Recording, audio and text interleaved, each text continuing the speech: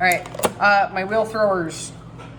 After you've thrown your piece on the wheel, again, you're gonna wrap it lightly so that way it will stiffen up. If you come in the next day, you guys, and you can't pick up your piece off the bat, leave it out all hour long to let it stiffen up, and then the next day you will come in. If it doesn't pick up, take your wire tool, run it underneath your piece again. I don't need to with this one, but run it underneath there. If you pick up your piece, this one's been sitting on there for a while, so I kind of have clay that is stuck.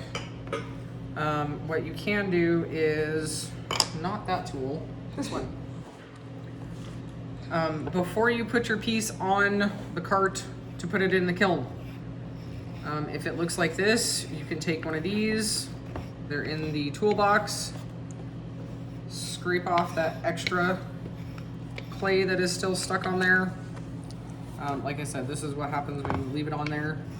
Sometimes where the wire tool goes under gets stuck. Notice this is really sharp. We don't want that. Okay, if I fire that, it's not that sharp. Okay, but if I fire it, it's gonna be really sharp. So again, you're either going to use a tool like this one.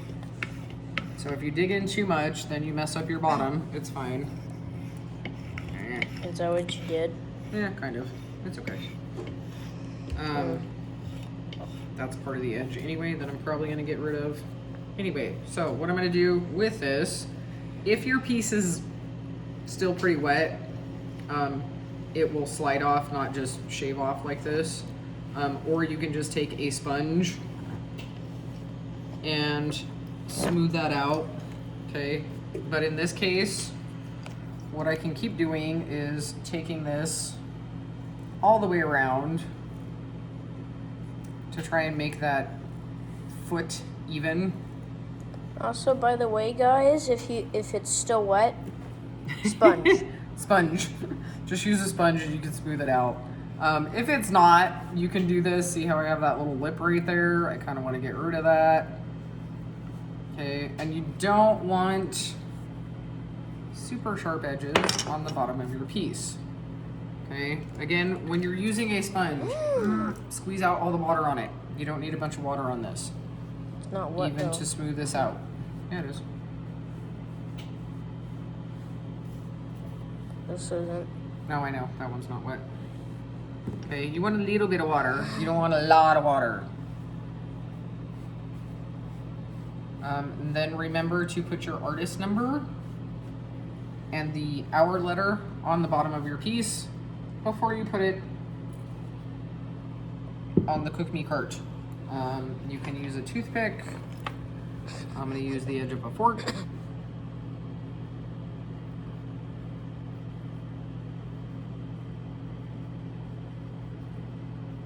I always put the year that I do these because sometimes I sell them. I'm like blow it away so people can see it a little bit better. Like I said, you guys are gonna put your artist number and your hour letter, so that way I know what hour it belongs to and I know what person it belongs to. Then you put it on the Cook Me cart to dry out completely. It's already dried out. I know, it's not completely dried out. Oh. Then you're going to make sure that you clean your bat. So I'm going to take this to the trash can, dump it in the trash can, and then I'm going to use my damp sponge to clean the rest of the clay off of here. Yeah, but if you have extra clay stuck on there like that, that is another. make sure you still SpongeBob's spatula. But it just helps faster. Again, reminder, don't leave sponges floating in water. You don't? No. Okay. It destroys the sponges and then they stink also. I'm like, I don't come to this class. So I just live. I know. Just come here. But eventually you might. Make sure your bat's clean, you guys. Set it back over here. Please don't make someone clean up after you. It's annoying. That is all. Okay, bye. Okay. Okay.